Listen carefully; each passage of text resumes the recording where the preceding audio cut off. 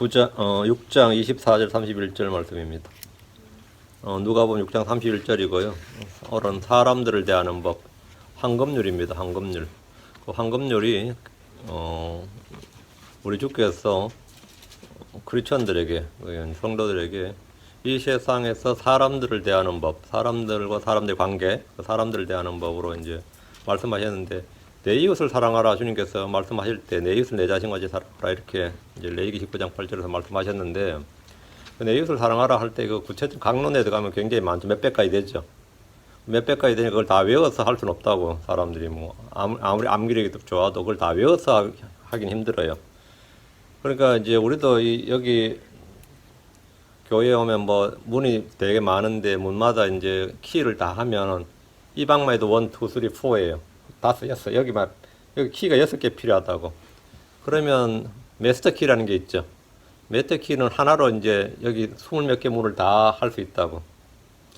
이제 주님께서도 이 성경에 이제 수백 가지 명령이 있다 치도 명령이 있는데 그 마스터 키에 해당되는 구절, 그 마스터 룰이죠.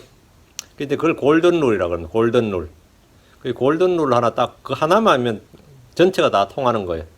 그 골든 룰이 하나 있는데 그게 뭐냐면 그게 누가복음 6장 31절 말씀이에요. 그게 뭐냐 이제 같이 한번 읽어봅시다. 사람들이 너희에게 해주기를 바라는 대로 너희도 그들에게 그와 같이 하라. 사람들이 너희에게 해주기를 바라는 대로 너희도 그들에게 그와 같이 하라. 이게 골든 룰입니다. 그 이제 사람과 사람의 관계, 그 크리스천이 어떤 사람을 대할 때, 참 그 사람하고는 참 내가 난감하네. 어떻게 그 사람을 대할지를 모르겠네. 어떻게 그 사람한테 해줘야 될지를 모르겠네. 그럴 때가 있어요.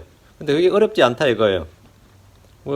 그때는 어떻게 했으면 좋을지 모르겠습니다. 뭐 상담할 필요도 없고, 고민할 필요도 없고, 뭐 디베이트 할 필요도 없고, 뭐 이렇게 저렇게 말할 필요도 없고, 그냥 이 말씀이에요. 사람들이 너에게 해주기를 바라는 대로 너희도 그들에게 그와 같이 하라 이거예요. 이게 뭐냐면 사람들이 너희에게 해주는 대로 그와 같이 하라가 뭐죠? 그건 보답이죠. 사람들이 나에게 사람들이 나에게 해주는 대로 해주면 그건 보답이라고. 그게 사람들이 나에게 나쁘게 해주면 나도 그대로 해주면 뭐죠? 대갚아주는 건 보복이죠.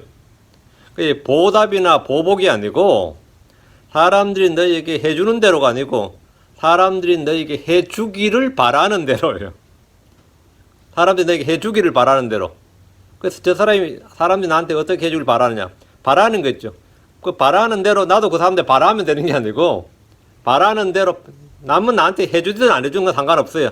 남이 나한테 해주든 안 해주든 상관없고, 내가 기준에 대해서 남들이 나에게 해주기를 바라는 대로, 나도 그들에게 바라라가 아니라, 그때는 뭐였지? 이는 해주라 해요. 이게 골든룰이에요.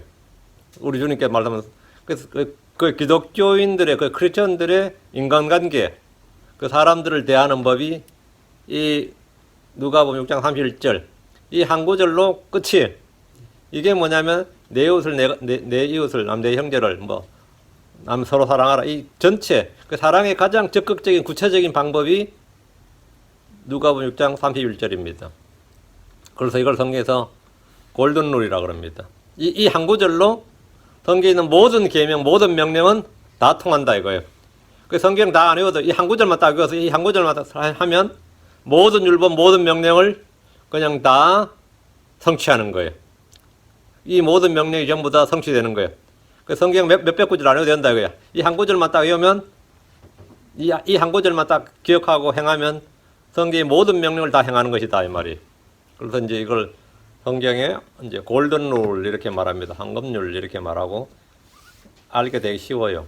아주 짧고 한 구절이 짧은데 이 성경 전체를 관통하는 그 율법의 성취가 되는 한마디 말씀입니다. 잠깐 기도하고 시작합시다.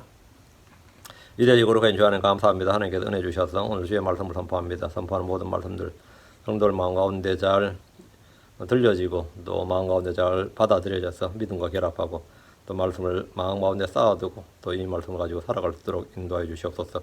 주의 성령께서 지혜와 명철을 많이 부어주시고 깨닫는 마음을 주시길 간구합니다. 감사드리며 주의 성기도합니다. 아멘.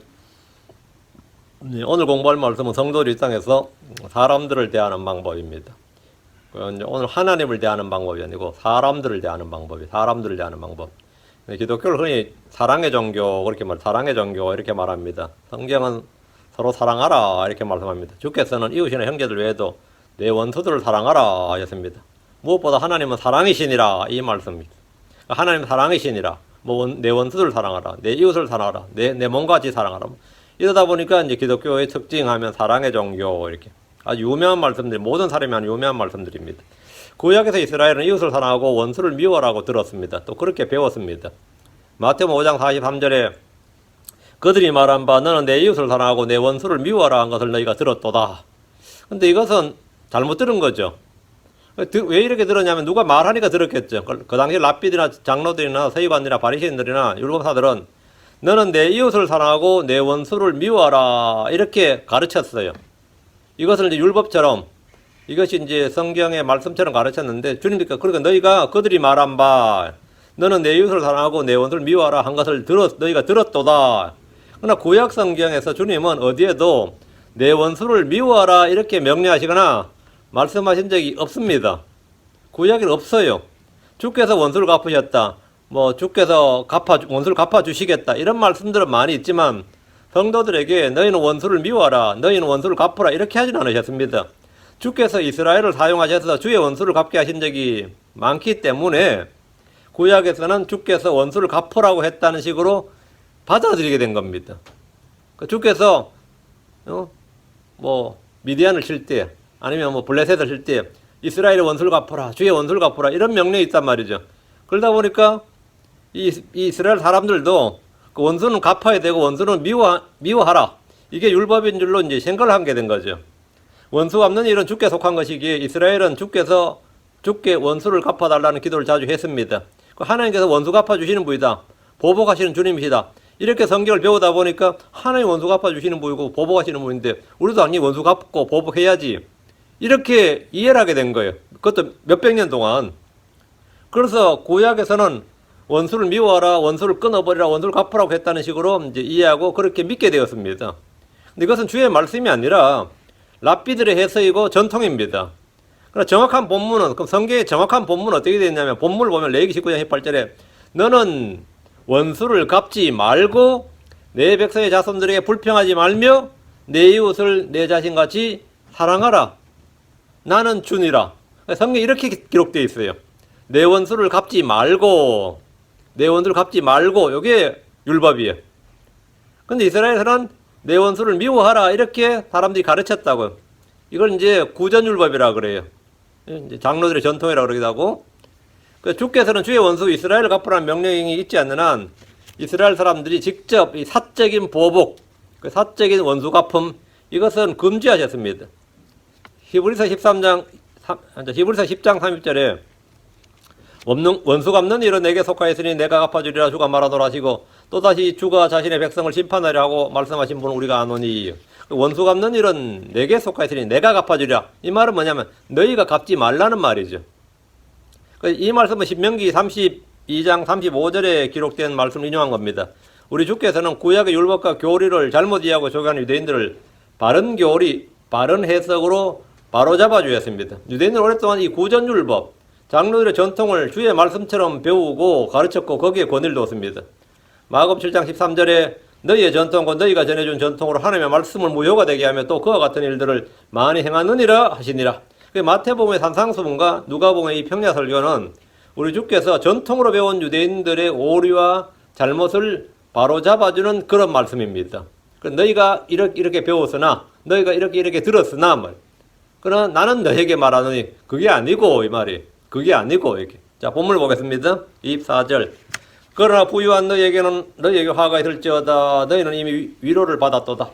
유대인들은 주께서 복 주신 자들이요 가난은 저주라고 저 생각했습니다. 이게 부자는 주께서 복 주신 자고 가난은 저주다. 믿음의 조상들은 모두 부자였습니다. 주께서는 재물로 얻은 능력을 주셨고 주의 복을 지킬 때 그들은 현세적인 복을 약속받았습니다.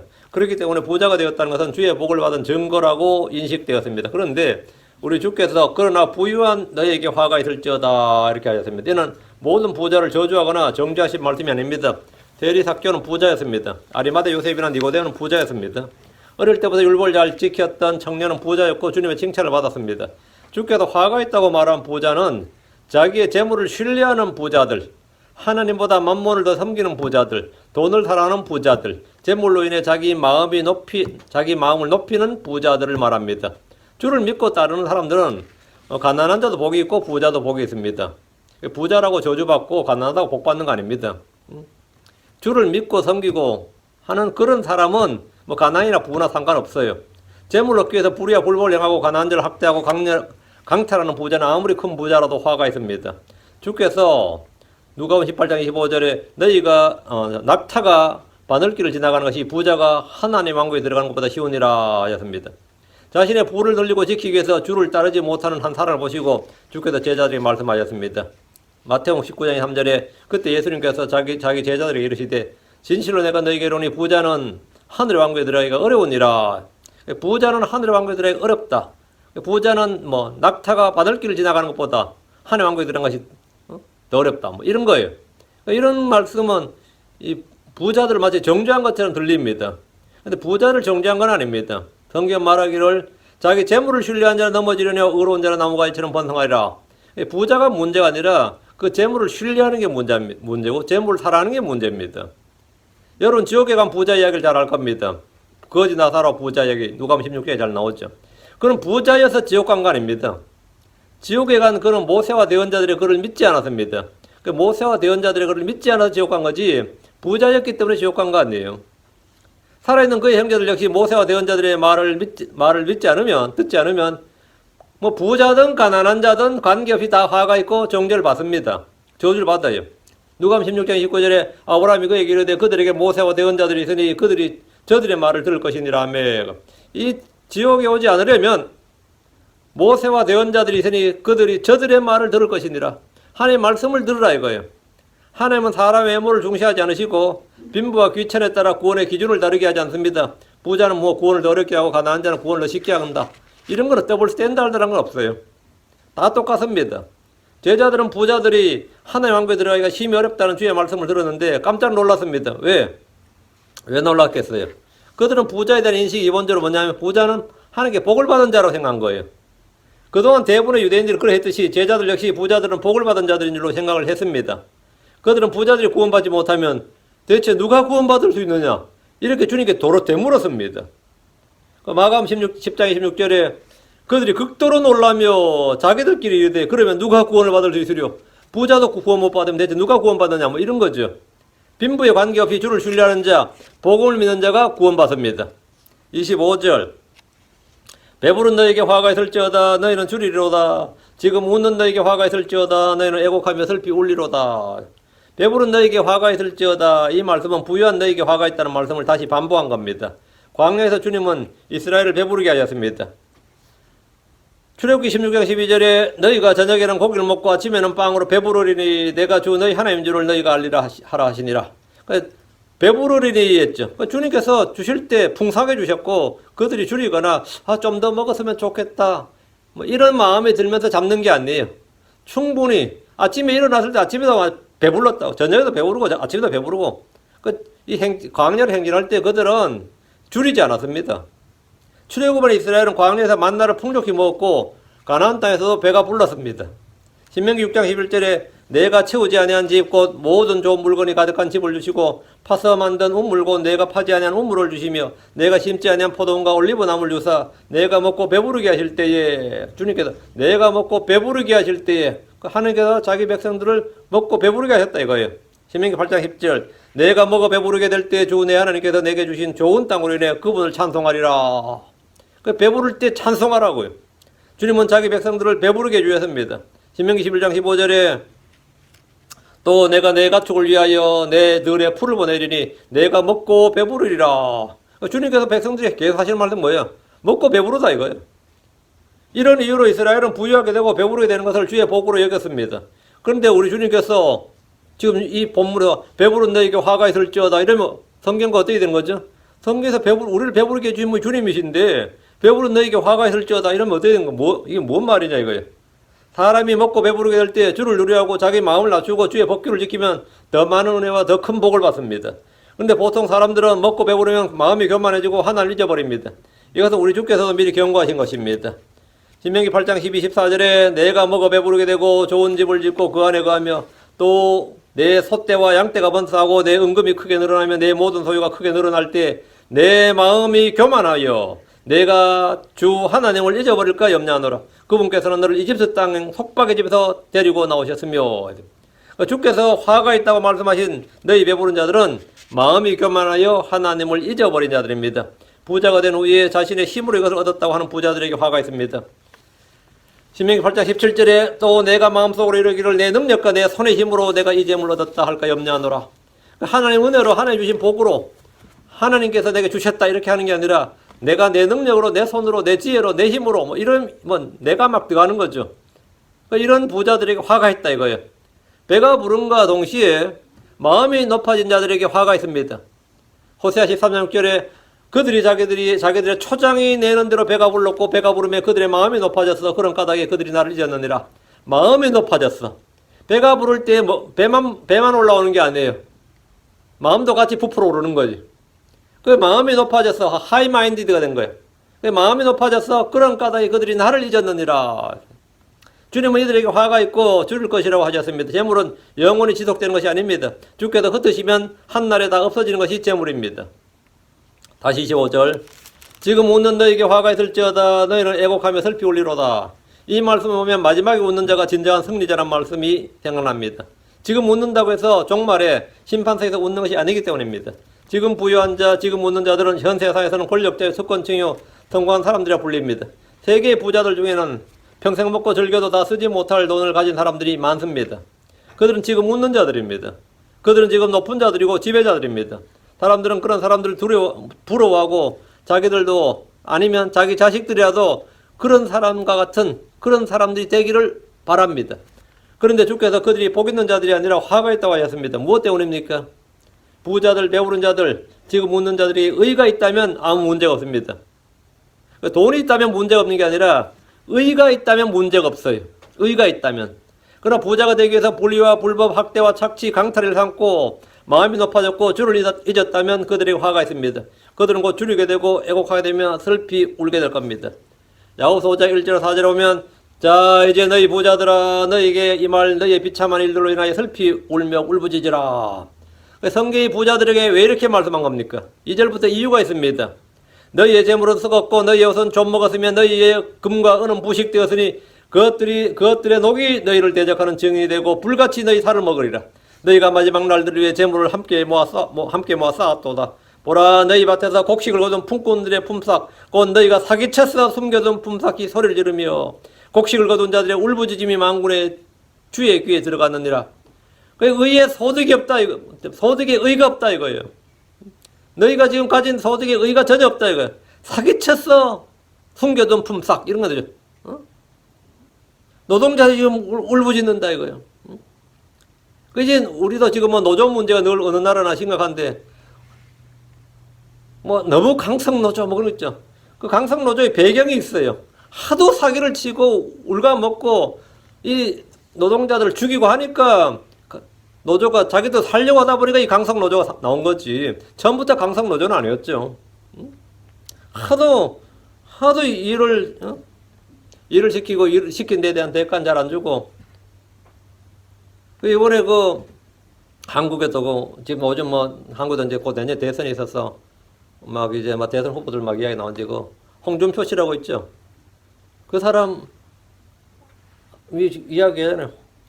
자기 아버지가 울산 갯벌에 한밤중에 그 자제가 더 지키라고 하는데 텐트도 없고 불도 없고 그냥 혼자 갯벌에 찬바람이 막 몰아치는데 겨울에 그럼 옷을 외투를 주든지 하여튼 불을 피우게 해주든지 했는데 그 찬바람 이겨라고 소주를 준 거예요. 깡소주 먹고 알코올 힘으로 견디라고. 그걸 얼어 죽었어요.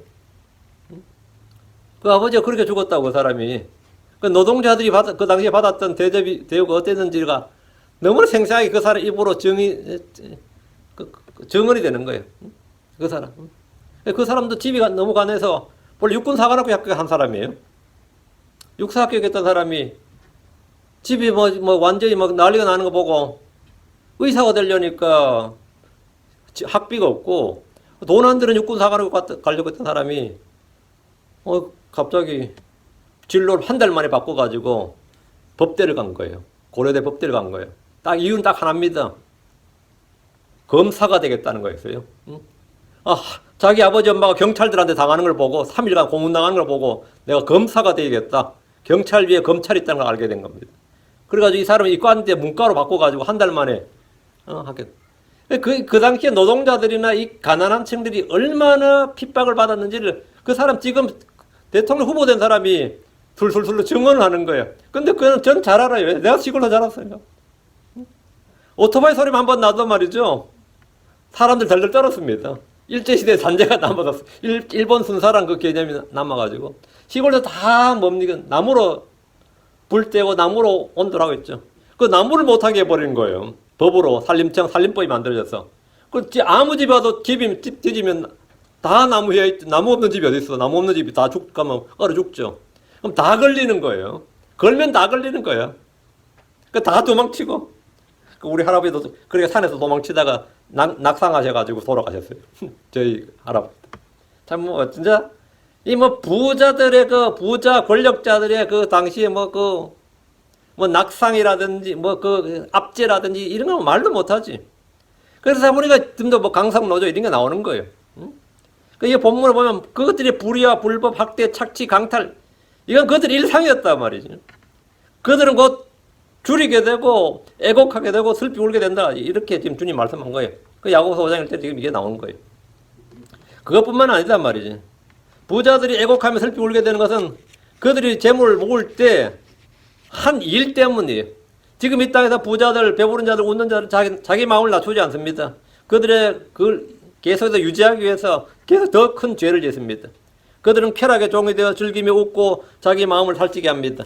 야고보서 5장 5절에 너희가 땅에서 쾌락 가운데 살며 방탕에 빠져 사륙하는 날에서와 같이 너희 마음을 살찌게 하였도다.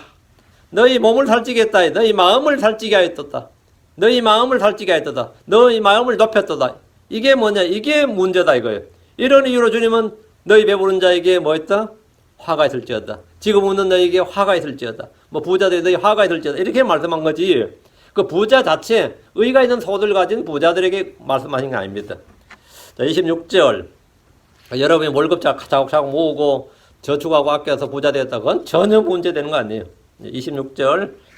모든 사람이 너희에 대해 좋게 말할 때에 너희에게 화가 있을지어다. 그들의 조상들이 거짓 대언자들이 그렇게 행하였느니라. 조상들이 하나님의 대언자들은 핍박하고 죽였어요. 거짓 대언자들이 뭐라고요? 좋게 말했다고. 산상수훈에서 주님은 마태복음 5장 11절 나로 인해 사람들이 너희를 욕하고 핍박하며 너희를 대적하여 거짓으로 온갖 종류 악한 것을 말할 때 너희에게 복이 있나니 이렇게 하셨습니다. 우리는 누군가를 거짓으로 고소하거나 비난하거나 욕하지 않습니다. 거짓증이 되지 말아야 됩니다. 그러나 우리 자신이 거짓으로 온갖 종류 악한 것을 들을 때에 기뻐하고 즐거워야 됩니다. 모든 사람이 우리에 대해서 좋게 말할 때 오히려 화가 있습니다. 누가 우리를 좋게 말하고 칭찬한다는 것은 우리가 세상의 친구가 되었고 동화되었다는 뜻이기 때문입니다. 어둠은 빛을 미워합니다. 사탄은 하나님을 미워합니다. 불의와 불법은 진리를 미워합니다. 세상은 주 예수 그리스도와 그분의 성도들을 미워합니다. 이게 정상적인 겁니다. 요한복음 15장 18절 19절에 세상이 너희를 미워하면 그것이 너희를 미워하기 전에 나를 미워한 줄 너희가 아느니라. 너희가 세상에 속하였으면 세상이 자기 것을 사랑하였으리라. 그러나 너희가 세상에 속하지 아니하고 도리어 내가 세상에서 너희를 택하였으므로 세상이 너희를 미워하느니라. 우리는 세상에 속하지 않았고 세상에서 불러냄을 받았고 주의 말씀을 받았기에 세상은 우리를 미워합니다. 요한복음 17장 14절에 내가 아버지의 말씀을 그들에게 주며 세상이 그들을 미워하여 싸우니 이는 내가 세상에 속하지 아니한 같이 그들도 세상에 속하지 아니하기 때문이니이다. 하나님의 말씀을 받은 사람들은 세상이 그들을 미워한다고요. 내 안에 하나님의 말씀이 없다. 그래서 세상이 그들을 좋게 대하는 겁니다.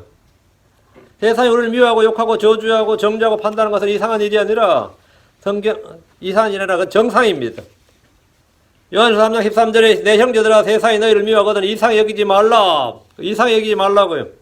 오히려 내가 세상에서 존경을 받고 칭찬과 영광과 존귀와 높임을 받을 때 화가 있고 그게 뭔가 잘못된 겁니다.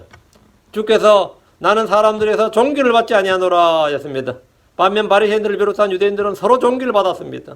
그들은 서로 칭찬을 했고 하나님의 칭찬보다 사람의 칭찬을 더 사랑했습니다. 주께서 그들 향해서 너희가 서로 존귀를 받고 오직 하나님으로부터 나오는 존귀는 구하지 아니하니 어찌 믿을 수 있겠느냐 했습니다. 바리새인들과 서기관들과 율법사들, 장로들 이런 사람들은 주를 믿지 않았는데 서로 존귀를 받고 서로 사람들의 칭찬을 주고받으면서 높이고 사랑했습니다. 오늘 장로님 보니까 이제 오늘 뭐 엄청 뭐 좋은 일이 있으신가 봅니다. 집사님도 오늘 뭐 성령 충만해 보입니다. 그리고 막 이 서로 칭찬하는 거 있죠. 막 서로 칭찬하고 서로 이렇게 그게 예의고 에티켓이야 사실은. 그러다 서로 존귀를 받고 오직 하나님으로부터만 나오는 존귀. 하나님으로부터 나오는 존귀는 구하지 아니하니 어찌 믿을 수 있겠느냐. 그런 사람 믿음 없다 이거예요. 그들이 위선자가 된 것은 속 중심을 보시는 하나님의 칭찬보다 이 외모를 보는 사람들의 칭찬과 영광을 더 구했기 때문입니다. 요한복음 12장 43절에 이는 그들이 사람들의 칭찬을 하나님의 칭찬보다 더 사랑하기 때문이더라. 사람들의 칭찬, 사람들로부터 오는 존귀. 주께서 그들의 조상들이 거짓된 자들에게 온갖 좋은 말을 했다고 증언하셨습니다. 사람들은 거짓된 자들에게 온갖 좋은 말을 하고 존경했고 하나님의 대언 자들은 미워하고 자기들의 모임에서 따돌리고 꾸짖으며 그들의 이름을 악한 것으로 여겨 내버렸습니다. 27절입니다. 그러나 내가 듣는 너희에게 이르노니 너희 원수들을 사랑하며 너희를 미워하는 자들에게 선을 행하고 산상수훈이나 평지설교는 주의 말씀을 듣는 자들 제자들이 주신 말씀입니다. 지금 죽게 나온 자들은 대부분 가난한 자들, 줄인 자들, 병든 자들, 마귀 들린 자들이었지만 복이 있습니다. 그들은 주의 말씀을 듣기 위해 나왔고 주의 수를 믿었기 때문입니다. 주님은 그들에게 너희 원수들을 사랑하며 너희를 미워하는 자들에게 선을 행하라고 하셨습니다. 어떤 사람들이 이것은 구약과 좀 다르다. 구약과 다른 가르침이라고 말합니다. 구약과 신약의 하나님은 말씀이 다르다고 주장하는 이들이 그런 이들이 좀 있습니다. 과연 그러냐 이거예요. 과연 그러냐. 잠언 24장 17절 내 원수가 넘어질 때 기뻐하지 말며 그가 걸려 넘어질 때 마음으로 즐거워하지 말지니라. 내 원수가 넘어질 때 기뻐하지 말며 그가 걸려 넘어질 때 마음으로 즐거워하지 말지니라. 구약에서도 주님은 원수들에게 보복하거나 복수하거나 뭐 미워하거나 이거 하지 말라고 하셨어요. 원수들이 잘못될 때도 그걸 기뻐하거나 즐거워하지 말라고요. 주님은 사적 보복을 금지하셨고 원수들이 잘못된 것을 기뻐하거나 즐거워하지 말라고 하셨습니다. 출애굽기 23장 4절 5절에 보면 내가 만일 내 원수의 길 잃은 소나 나귀를 만나거든 반드시 그것을 그에게 돌려줄 것이며 내가 만일 너를 미워하는 자의 나귀가 집 밑에 깔린 것을 보거든 그를 돕고 싶지 아니하여도 반드시 돕고 싶지 아니하여도 마음은 돕고 싶지 않아. 그래도 행동은 반드시 그와 함께 도울지니라. 자기를 부인하고 뭐라고? 도우라 이거예요. 이것이 이웃과 형제들 또는 원수를 대하는 기독교인들의 그 인간관계예요. 우리는 이웃을 어떻게 대해야 되느냐 이 말이에요. 주 하나님은 구약에서 성도들에게 원수를 미워하라, 원수를 갚으라고 하지 않으셨습니다. 만약 우리가 원수들의 넘어짐을 기뻐하면 주님은 그것을 기뻐하지 않습니다. 원수의 잃어버린 소나 나귀를 보면 찾아주고 집 밑에 깔린 것을 보면 도와야 됩니다. 잠언 25장 21절에 내 원수가 줄이거든 그에게 빵을 주어 먹게 하고 그가 목마르거든 그에게 물을 주어 마시게 하라. 그 구약과 신약은 다른 게 없습니다. 다만 구약에서 원수들을 갚으라는 것은 주의 원수들, 이스라엘의 원수들을 갚으라는 말씀이고 이웃이나 형제들, 친구들 개인적인 사적 복수를 하라는 말씀이 전혀 아닙니다. 주께서 너희 원수들을 사랑하라, 너희 미워하는 자들에게 선을 행하라고 하신 것은 이 세상에서 성도들의 인간관계를 규정해 주는 말씀입니다. 우리는 이웃을 사랑해야 됩니다. 주께서 우리를 사랑하신 것처럼 우리는 서로 사랑해야 됩니다. 그럼 어떤 사람은 누가 내 이웃인가, 누가 내 형제인가 이렇게 따집니다. 저 사람 뭐 곁에 살아도 내 이웃은 아니에요. 뭐 같은 마을에 산다고 내 이웃입니까? 뭐 같은 학교 나왔다고 내 이웃이냐, 내 형제냐, 내 친구냐? 아니다 이거지. 이런 식으로 이제 누가 내 이웃이냐고 이 개념을 정해짓고 범위를 정하게 된단 말이죠. 주께서 너희 원수들을 사랑하라 하며 사랑하며 너희를 미워하는 자들에게 선을 행하라고 하심으로써 우리는 그런 개념을 따지고 이웃의 범위를 정하는 것을 완전히 무너뜨려 놓은 겁니다. 너희 원수들을 사랑하라, 너희 미워하는 자들을 뭐 이래버리면 뭐죠? 너희를 미워하는 자들에게 선을 행하라 그러면 어디까지가 나의 이웃이냐, 어디까지가 내 형제냐 이런 개념이 아무 의미가 없는 거죠. 응? 내가 사랑해야 될 범위가 어디까지인 거죠? 나의 원수, 나를 미워하는 자까지가 내가 사랑하고 선을 행해야 될 대상이 되어버린 거란 말이죠. 갈라디아서 5장 14절에 온 율법은 이것즉 너는 내 이웃을 내 자신같이 사랑하라 하신 한 말씀 안에 성취되었느니라. 너는 내 이웃을 내 자신같이 할 때 내 이웃이 누구냐 하면 어디까지? 너를 미워하는 자까지가 내 이웃이다 이 말이에요. 너희 원수 너희를 미워하는 자까지가 내 이웃이고 사랑하라 이 말이에요. 야고보 2장 8절에 너희가 성경 기록에 따라 너는 내 이웃을 내 자신같이 사랑하라 하는 왕가의 복을 성취하면 잘하거니와 하나님은 하나님을 사랑하는 자는 이웃과 형제를 사랑해야 하는데 우리를 미워하는 원수들, 나를 미워하는 자들까지 포함해서 사랑해야 됩니다. 우리 주 예수님은 십자가 위에서 죽으실 때도 원수들을 위해 기도하셨습니다. 주님은 자기를 미워하는 자들을 용서하셨습니다. 주님 우리가 원수 되었을 때 우리를 위해서 자신의 생명을 주셨습니다. 우리가 원수를 사랑하려면 주께서 우리 안에 부어주신 사랑, 성령의 열매로 주어진 사랑, 최상의 선물인 그 사랑으로만 가능합니다. 육신의 힘으로는 어림도 없습니다. 28절 아무리 인격이 성숙하고 자기 인격을 덕을 쌓고 뭐 해도 그거는 말이 안 되고 이거는 하나님의 사랑이 부어져야만 가능해요. 28절 누가복음 6장 28절 너희를 저주하는 자를 축복하며 악의를 품고 너희를 다루는 자들을 위해 기도하라. 이런 인격을 갈고 갈고 닦고 금욕을 통해서 달관의 경지에 도달해야 가능한 일이 아닙니다. 이 일은 주의 영으로 충만한 성도들, 주의 은혜가 마음에 넘치는 성도들에게만 가능한 일입니다. 주께서 너희를 저주하는 자들을 축복하고 악의를 품고 너희를 다루는 자들을 위해 기도하라 하셨습니다. 이런 자들 위해서 이런 자를 축복해야 돼요. 주 예수님은 십자가 위에서 이 일을 하셨습니다. 누가복음 23장 34절에 그때 예수님께서 이르시되 아버지여 저들을 용서하여 주옵소서 저들은 자기들이 하는 일을 알지 못하나이다 하시더라. 주님은 자신이 가르치신 말씀을 몸소 행해 보이셨고 본을 남기셨습니다. 주의 성령으로 충만했던 스데반이 죽을 때 한 말을 보십시오. 그는 돌에 맞으면서 자기를 저주하고 죽이는 원수들을 위해서 기도했습니다. 사도행전 7장 60절에 무릎을 꿇고 큰 소리로 부르짖어 이르되 주여 이 죄를 저들의 책임으로 돌리지 마옵소서 하더라. 이 말을 하고 그가 잠드니라. 누군가 나를 욕하고 저주할 때 앙심을 품고 쓴뿌리를 품고 불평한 일은 쉽습니다. 그건 저절로 육신이 저절로 돼요. 자동으로 됩니다. 저도 이 설교를 지금 말씀을 전하지만 이 말씀에 따라 이 주의 말씀에 따라 행하지 않고 나를 씹고 나를 욕하고 비난하고 뒤에서 거짓되이 뒷담화 까고 거짓되이 고소하는 자들 향해서 분노한 적이 여러 차례 있습니다. 같은 이 킹잼 성경이 바닥이 좁아요. 그래서 소문 다 들려요. 다 들리고 다 귀에 들어옵니다. 뒤에서 어디서 지들끼리 식당에서 한 말까지 다 들어와.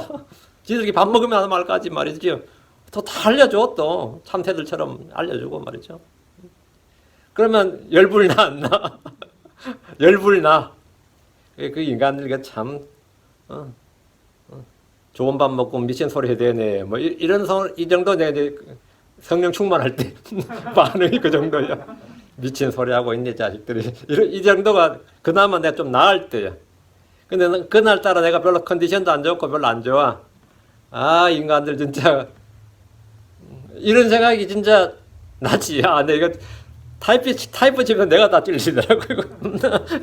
이거 지금 원고 준비하면서 나도 이렇게 분노가 일어요. 저절로 분노가 팍 이러고 그 인간 참 앞으로 볼 일 없겠지. 이런 생각이 들고 다시 볼 일 없겠지. 볼 일도 없겠지 실제로. 볼 일도 사실 없겠죠. 근데 성경에 따르면 그렇게 하라는 게 아니죠. 그 뭐라고요? 축복하며 기도하라. 이걸 했어야 되는 거야. 이거를. 저도 이게 그래서 이제 어떨 때는 어떤 사람에서는 특히 목사들이 있어요. 몇몇과 싸가지 없는 목사들이 있어. 무늬만 목사님들이. 근데 그 사람도 굉장히 유명한 목사들이야. 근데 그렇게 이 작은 진짜 내가 지들하고 경쟁 상대도 아니라고. 같은 시장에서 싸우는 컴피티션도 아니고 하나는 미국에 있고 하나는 지들 한국에 있고 경쟁 상대도 아니라고. 근데서 막 그렇게 미국에 있는 사람 씹을 필요가 뭐 있어, 그죠? 같은 서울서, 같은 구에서 목회라든지, 같은 인천에서 하든지, 또 그런 모를까. 가면 이 서울 목사, 인천 목사랑 알겠죠, 대충. 같은 전주에서 하든가. 그럼 이제 그 목사가 대충 누군지 알 거야. 이런 인간들을 대상으로 내가 뭘 했다고? 분노할 일이 아니단 말이지. 주께서 이 말씀을 해주셨어요. 제가 한참 분노하고 있었어요, 지금. 한참 분노하고 있는데 딱 해결된 말씀이 있었어요. 마음속에서. 진짜 이게 주의 음성으로 제가 들었어요. 그냥 그 사람들이 하는 말이, 그 사람들이 너에 대해서 막 하는 말이, 그럼 참말이었으면 좋겠느냐? 이 말이 이게 내 마음속에 딱 스쳐 지나간 거야. 참말이면 어떻게 되는 거지? 그 사람들이 하는 말이 참말이면, 참이면 내가 할 말 없는 거지. 그 거짓 고소, 거짓 비난, 거짓으로 하는 욕이어야지 나한테 좋은 거지. 그게 참이면 어떻게 돼? 그게 트루스면, 야, 팩트라서 내가 할 말이 없네.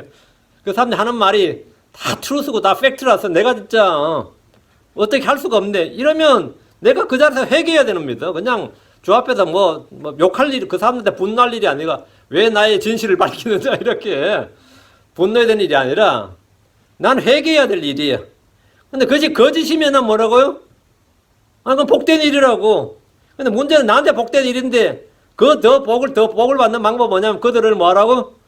축복하고 그들을 위해서 기도하라고요. 그러니까 거짓으로 비난을 받을 때 분노해야 되는 것이 아니고 그들을 위해서 기도하고 축복해야 됩니다. 로마서 12장 14절 너희를 핍박하는 자들을 축복하고 저주하지 말라. 너희를 핍박하는 자들을 축복하라. 축복하고 저주하지 말라. 사도 바울은 자기가 욕을 먹을 때 축복했습니다. 고린도전서 4장 12절에 또 수고하여 우리 손으로 일하며 욕을 먹으나 축복하고 욕을 먹으나 뭔다? 축복하고 욕을 먹으나 축복하고. 야, 이게 이 그리스도인들의 인간관계예요. 그 욕을 먹는 거는 그들이 나에게 하는 일이야. 근데 내가 해야 되는 건 어떻게 해야 된다고요? 내가 그들이 해야 되는 거는 그들이 내게 해주기를 바라는 대로 해야 되는 거예요. 그들이 나는 그들이 뭘 바라죠? 나를 축복해 주길 바라지. 근데 그들은 나를 축복 안 해줘. 욕하고 저주하고 비난하고 때리고 뭐 감옥 가두고 재산 빼앗고 이렇게 해. 하는 짓은 그래. 근데 내가 하는 방법은 그들이 내게 해주는 대로 나도 그들이 해주는 게 아니라 나는 그들이 내게 해주기를 바라는 대로 야, 그들이 같이 축복하고 서로 사랑하고 화해하고 용서하고 서로 받아주고 하면 얼마나 좋을까 이렇게 바라죠. 그대로 나는 그들에게 뭐라고요? 그들이 나에게 어떻게 하든 상관없이 나는 그들에게 내게 해주길 바라는 대로 하라고. 이게 뭐라고요? 골든룰이라고요. 이게 성경에서 말하면 내 이웃을 내 자신같이 사랑하라는 말씀이에요. 뭐 어렵지 않죠? 해주길 바라는 대로 이건 뭐 쉽잖아요. 이제 행하기 어려운 게겠지. 예. 그래서 우리는 이 일을 위해서 그러니까 욕을 먹거나 바울 사람 욕을 먹었어요. 그들이 나한테 하는 짓은 욕도 하고 때리기도 하고 뭐 감옥 가두기도 하고 그랬어요. 뭐 마지막 죽이기까지 했죠. 그러나 자기는 바울은 뭘 했어요? 그들에게 맞대어 때리거나 맞대어 욕하거나 맞대어 분노하거나 뭐 소리 지르거나 하지 않고 뭐 했다고? 축복하고 기도했다고. 왜? 그들이 내게 해주길 바라는 게 뭐였다고? 그거였기 때문이다 이 말이에요. 우리는 이런 일을 위해서 부름받았습니다. 우리는 욕을 먹을 때, 핍박을 받을 때 맞대어 욕하고 분노한 대신에 반대로 축복하고 기도하면 복을 상속받습니다. 베드로 3장 9절에 악을 악으로 욕설을 욕설로 갚지 말고 오히려 그와 반대로 축복하라. 이런 일을 위해 너희가 부르심을 받은 줄 아나니 이것은 너희가 복을 상속받게 하려 함이니라. 이렇게 이걸 위해 너희가 부르심을 받았다고요. 반대로 하라고. 반대로. 그들이 내게 하는 걸 반대로 하라고. 이런 일을 위해 너희가 부르심을 받은 줄 아나니 우리가 이 일을 하라고 부름받아. 이게 소명이야. 응? 뭐 여러분 하나님께서 큰일 할 거 없어요. 나 욕하고 비난하는 사람 위해서 기도해주고 축복해주면 그건 내가 하나님 일을 하고 있는 거예요 지금. 그건 내가 사역을 하고 있다고. 나 사역자라고. 이것은 너희가 뭘 받는다? 복을 상속받게 하려 함이니라. 같이 분노하고 있으면 복을 상속받지 못하죠. 이때 딱 복을 상속받을 저로 기회인데 제가 여러 번 차버린 기억이 있어요. 하나님께서 복을 상속해 주려고 하는데 그러니까 나한테 욕 한번 해봐요. 내가 복을 좀 상속받게. 욕해봐. 내가 축복해 줄게요. 너희가 복을 상속받게 하라면 이건 찬스다 이거야. 지금 여러분의 기도 제목에는 친한 사람들이나 아는 사람들뿐 아니라 나에 대해 비난하고 욕하고 저주하는 자들도 포함시켜야 된다 이거 거기에. 내 기도 제목에 포함시켜야 된다 이거. 29절. 또 내 뺨을 치는 자에게 다른 뺨도 내주며 내 겉옷을 빼앗는 자가 내 겉옷도 가져가는 것을 금하지 말라.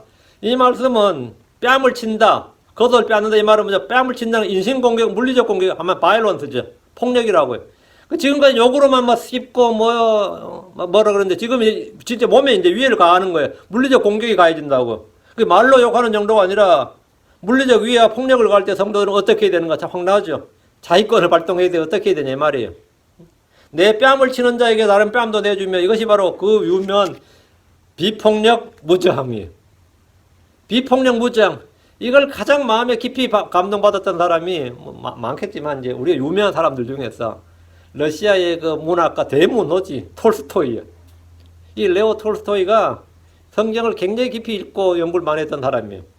뭐 그 당시에는 뭐 다 저거였으니까 러시아도 러시아 정교회고 러시아도 전 국민이 크리스천이었으니까.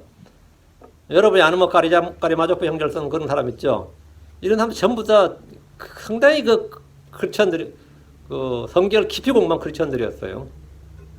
근데 이 톨스토이가 기독교의 정신은 비폭력 무저항이다 이렇게. 그리고 그 양반이 쓴 작품들이 그게 잘 묻어나요. 비폭력 무저항이다. 그 당시 그 톨스토이가 살 때도 러시아의 격변기였습니다. 이제 곧 이어서 이제 러시아가 망했지만, 그래가지고 이제 톨스토이가 쓴 비폭력 무저항 이거는 그 문호 그 철학자가 아니라 문학가로서 이걸 딱 이 크리스천의 정신은 그 비폭력 무저항이다. 그래서 여기에 이거에 깊은 감동을 받은 사람이 인도의 간디였어요. 그 마하트마 간디라 그러죠. 마하트마는 사람들이 붙여준 호구의 별명이고 닉네임이고, 간디가 이제 이 비폭력 무저항을 직접 나는 실현을 해보겠다. 그 인도의 그 독립운동할 때 이 비폭력 무저항으로 영국에 이 대항을 했어요. 그 무장을 해서 영국군을 쫓아내는 게 아니라, 인도 인구가 몇 명이야. 전부 낫을 들고 덤벼들어도 영국 사람 몇 명 돼요. 진짜 몽둥이만 들고 덤벼들어도 인도는 몇 억이었다고. 몽둥이만 덤벼들어도 영국군 쫓아내는 건 문제도 아닌데 비폭력 무저항으로 했다고요. 어쨌든 그래서 이제 위대한 사람으로 칭송받는 거죠. 그 크리스천들은 무슬림들이나 캐톨릭처럼 종교 전쟁을 성전이라며 치르지 않는다 이거예요. 우린 종교 전쟁을 하지 않습니다. 비폭력 무저항이야. 이번에 한국 교회 한번 보세요. 그 코로나 대응할 때 교회 문 닫으라고 그랬어요. 청와대 문 닫았어요. 관공서울 문 닫았어? 안 닫았어요. 백화점 문 닫았어요? 안 닫았어요. 그러면 서울역 문 닫았어요. 영등포역 지하철역 문 닫았어요? 안 닫았습니다. 버스들 문 닫았어요? 안 닫았어요. 택시 다 운행했습니다. 교회만 문 닫았습니다. 그러면 교회들이 문 닫으라 그러면, 야, 청와대도 너희도 거의 수백 명 근무하는데 너희 문 안 닫으면 우리도 문 안 닫는다 그러는데, 너희는 매일 근무하고 우리는 일주일에 한 번, 두 번밖에 안 모인다 이거야. 그 너희가 문 먼저 닫으면 우리가 닫겠다. 이런 식으로 딱 했으면 청와대도 꼼짝 못 해요. 근데 청와대에서 새벽 2시까지 비서관들이 회의를 했어요. 교회를 문 닫게 해야 되겠다. 그러니까 다 비서관들이 안 된다. 교회 문 닫게 하면 교회들 난리 난다. 그러니까 한 명이 아이디어를 냈습니다. 우리 살짝 찔러나 보자. 어떻게 반응하는지. 그게 살짝 흘렸어요. 그럴 땐 대형교회들이 전부 다 납작 엎드려서 다 문 닫아버린 거예요. 그래서 정치인들이 알게 된 겁니다. 아, 기독교는 아무것도 아니다. 이걸 우리 마음대로 할 수 있는, 이것도 이제 한 줌의 흙도 안 되는 존재들이라는 거를 정치인들이 완전히 알게 된 거예요. 그 다음부터 교회는 지금까지 꼼짝도 못 합니다. 지금까지 꼼짝도 못 해요. 살짝 건드려 봤더니만 바람도 불기 전에 미리 눕더라 이거야. 바람이 불면 풀이 눕는 게 아니라 바람도 불기 전에 지들이 알아서 미리 눕더라 이거야. 그래가지고 한국의 교회다 이런 것은 정치 권력 앞에서 아무것도 아니다. 이들은 저항할 줄도 모르고 아무것도 아니라는 거를 그들이 확신했다는 거예요. 확신했다 이거예요. 지금까지도 교회들이 제대로 예배를 못 드리는, 오히려 그런 황당한 꼬라지가 나타난 거예요. 그래서 이 또 교회들끼리도 말이죠. 목사들끼리도 또 여야가 갈라져가지고 말이죠. 어떤 교회에서는 정치 방역에 합력해야 된다, 합심해야 된다. 어떤 교회에서는 안 그래야 된다 그러고 막 이게 나누어져가지고 또 네 편 내 편 나눠지고 말이죠. 이 예수 그리스도가 아니라 이 여권이냐 야권이라고 나눠지는 거예요. 이 한국 교회가. 그리고 우파 교회, 좌파 교회가 나눠지고, 이제 킹제임스 교회 쪽도 마찬가지입니다. 야, 진짜 성경대로 믿는 사람 찾기 어려운 게 아니라 성경대로 믿는 우파 찾기 어렵다. 뭐 이런 성경대로 믿는 보수주의 교회, 보수적인 크리스천 찾기 어렵다. 뭐 이런 게 나오는 거예요. 보수적인 크리스천 찾기 어렵다. 그리고 막 교회가 말이야 정치색으로 막 이 교회에서 저기로 막 나누어지고 말이죠.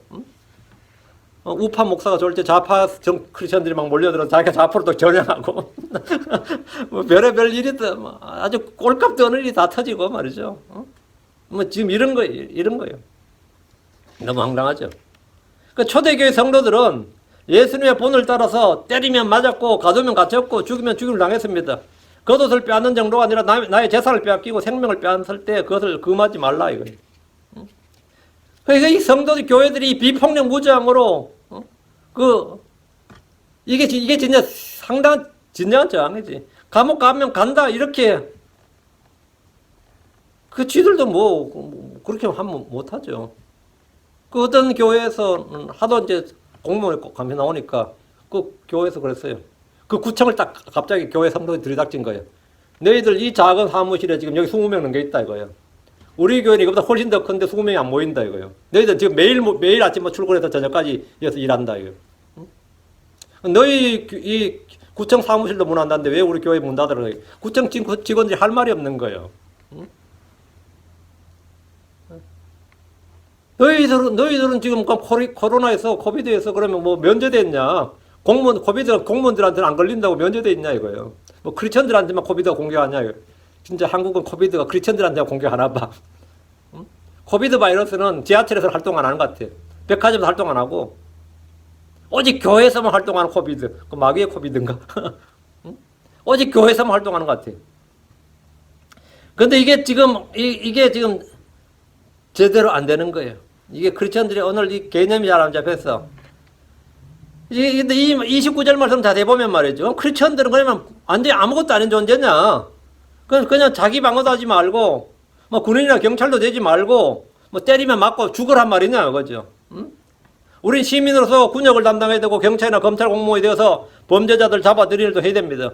오늘 도둑이나 강도가 우리 집에 쳐들어왔는데, 경찰에 신고도 하지 않고 훔쳐가는 물건 외에 다른 물건도 더 줘야 되느냐? 도둑이 우리 집에 들어왔는데, 아니, 그것만 가져가지 마시고 더 줘야 된다. 응?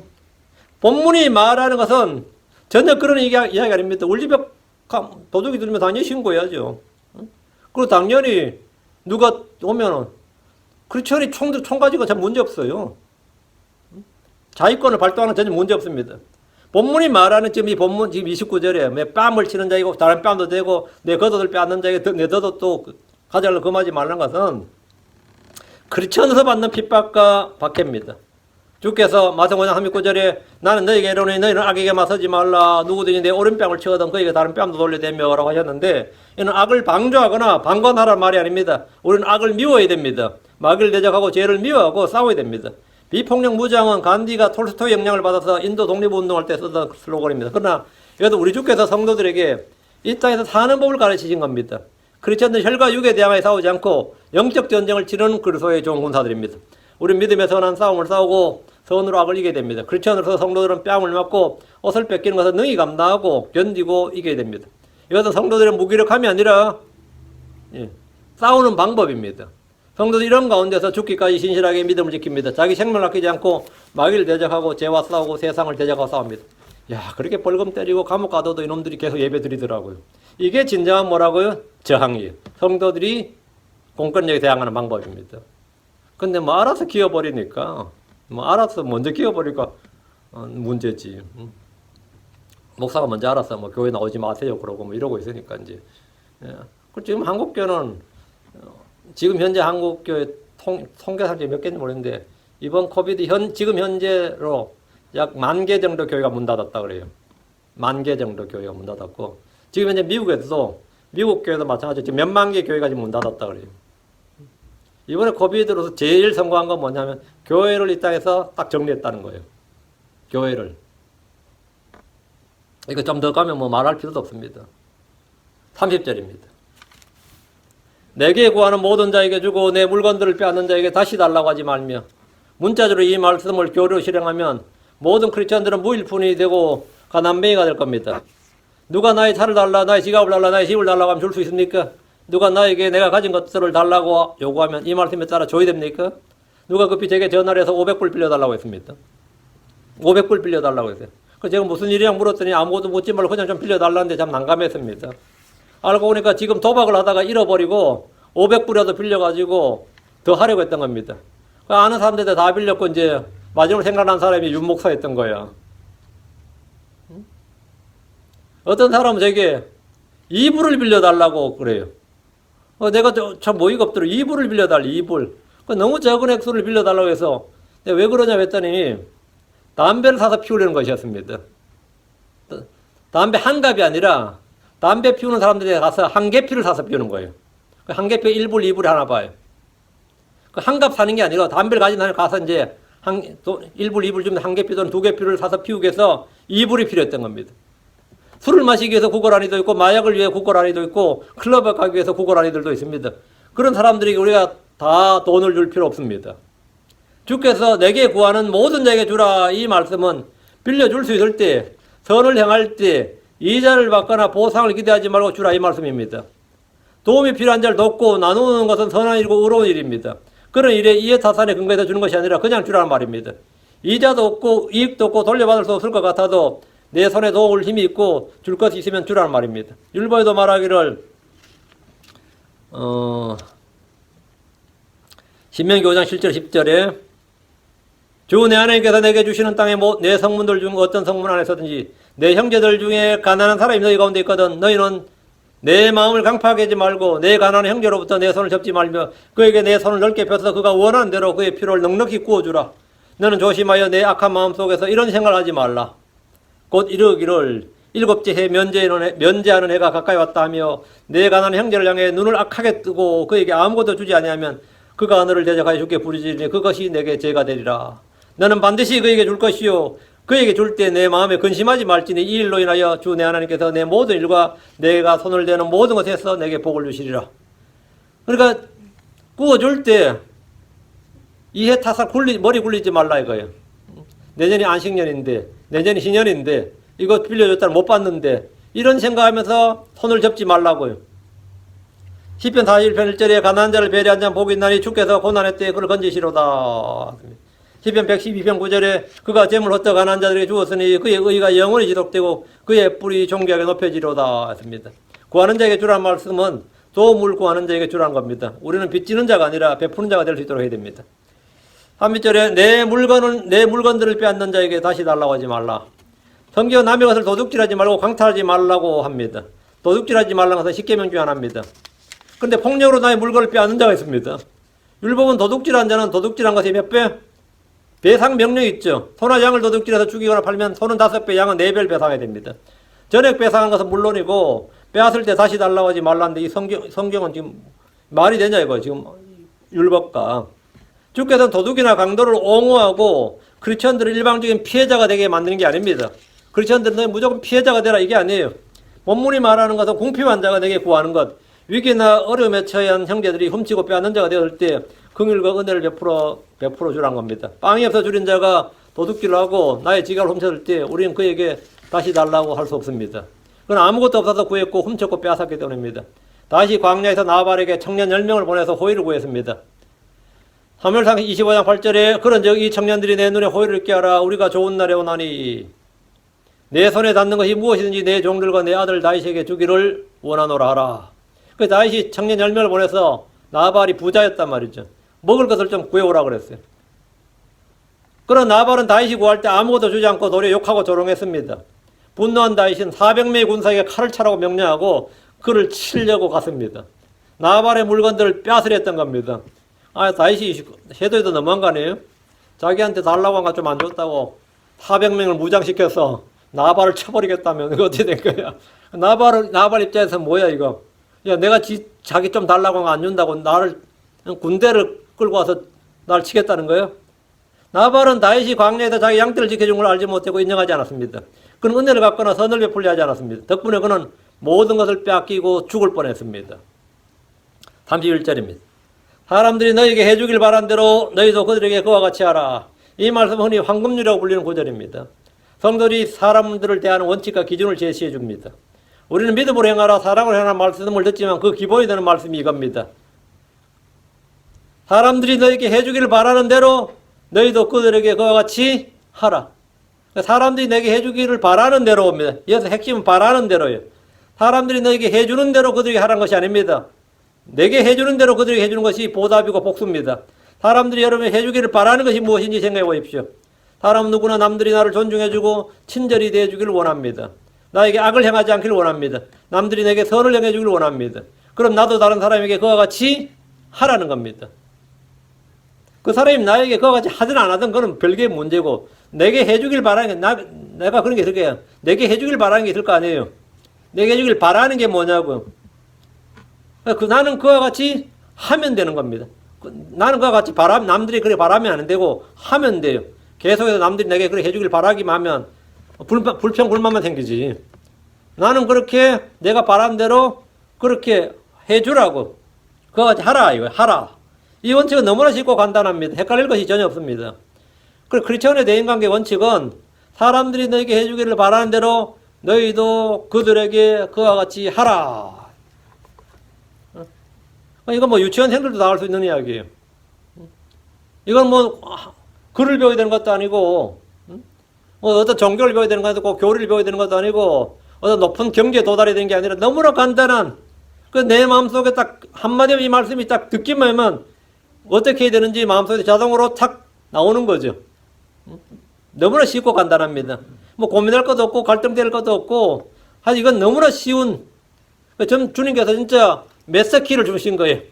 우리에게 이 세상에서 어떻게 살아야 되는지 사람들 간의 인간관계를 어떻게 해야 되는지 메시지를 하나 주셨는데 그게 뭐냐면 사람들이 너에게 해주기를 바라는 대로 너희도 그들에게 그와 같이 하라. 이 말씀으로 모든 게 다 설명되고 해결됩니다. 이게 뭐냐면 사랑하라예요.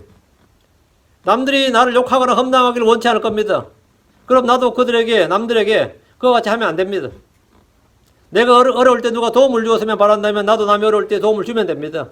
남들이 내게 해주기를 바라는 대로 나도 남들에게 그런 마음을 가지라는 것이 아니라 그런 마음을 가지라는 것이 아니라 그와 같이 하라는 겁니다. 그와 같이 하라는 거예요. 우리는 해야 돼. 이건 뭐냐? 액션이 필요하다. 바라는 대로 하라고. 이것이 크리스천의 대인관계, 크리스천들이 사람을 대하는 법, 이 세상에서 이 사람을 대하는 방법이고 기준입니다. 이 말씀을 기억한다면 다른 사람들에게 무엇을 할지 어떻게 해야 될지 아는 것은 쉽습니다. 헷갈릴 것도 없어요. 행하는 건 별개의 문제입니다. 이 말씀을 행하려면 마음 가운데 성령이 충만해야 됩니다. 주의 은혜가 넘쳐야 됩니다. 그리고 예수님을 통하지 않고 나의 힘으로는 절대 이 말씀을 따라 행할 수 없습니다. 이 말씀을 따라 행하겠다는 소원이 있고 결단하면 능력은 주께서 주십니다. 문제는 내가 이 말씀을 따라 이 말씀이 내가 한번 순종해보자. 이 말씀대로 나도 한번 살아보자. 이런 여러분의 이 소원을 갖는 게 중요해요. 이거 안 되겠네. 이거 말씀 도저히 나한테는 안 되겠고 나는 이거는 이대로는 못 살겠다. 솔직히 좋은 말씀이긴 한데 이거는 좀 어렵다. 이러면 여러분 못 사는 겁니다. 그대로 못하고 이 말씀대로 살아야겠구나. 내가 이제 최소한 이 사람 내가 어떻게 해줘야 되는지 아는 거는 뭐라고요? 어렵지 않아요. 그거는 헷갈릴 것도 없고 어렵지도 않고 뭐 할 게 없습니다. 안다고 사람들이 내게 해주기를 원하는 대로 그게 내가 이 사람들이 해줘야 되는 기준이에요. 전혀 어렵지 않죠. 내게 해주기를 원하는 대로. 여러분이 이걸 먼저 집에서부터 한번 실천해 보시기 바랍니다. 집에서부터 내게 해주길 바란 대로 내게 해주길 바란 대로 나는 뭐라고요? 나도 바란다 그러지 말고 해주길 바란 대로 나는 뭐한다? 바란다가 아니라 하라. 알았죠? 집에서 부부관계부터 시작해서 뭐 부자관계도 마찬가지고 뭐 시부모하고도 뭐 마찬가지고 다 이웃 옆집하고 마찬가지고 먼저 가족부터 시작해요. 그래서 내게 해주길 바란 대로 너희도 그들에게 그와 같이 하라. 설거지 해주길 바란다 그러면 어떻게 되세요? 설거지 좀 해다오 하지 말고 내 설거지 해주길 바라면 네가 하라고. 설거지 피곤한데 누가 설거지 좀 해줬으면 좋겠다고 생각이 들죠? 그럼 난 뭐 해야 되죠? 해줬으면 하고 바라지 말고 네가 하라고요. 바라는 대로 하라고요. 누가 방청소 좀 깨끗하게 해줬으면 좋겠다 싶으면 뭐 하라고요? 그 생각이 들면 일어나서 네가 방청소 하라고요. 뭔 말인지 알겠죠? 이거 상당히 어려운가? 자, 기도합시다.